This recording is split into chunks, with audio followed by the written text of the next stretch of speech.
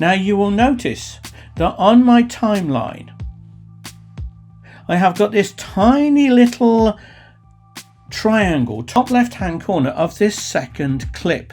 Now that indicates that that is not trimmed. It means that is all the footage that is there.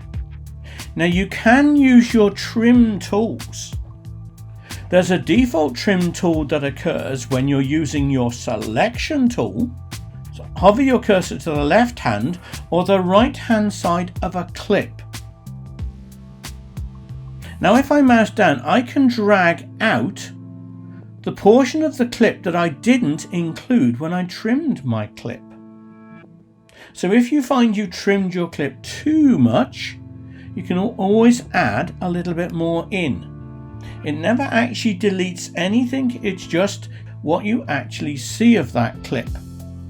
And you'll see I can also trim from the left hand side, but this will unfortunately leave a gap. Now if I want to trim without leaving a gap, I can switch to the Ripple Trim tool.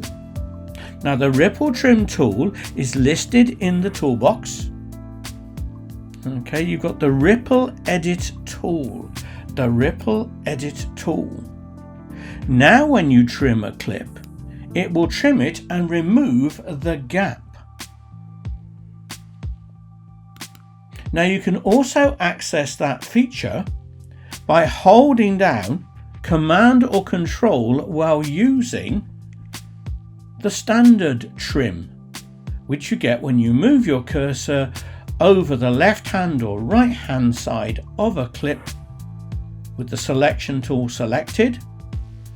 Command or Control acts as a modifier, shortcutting to that feature.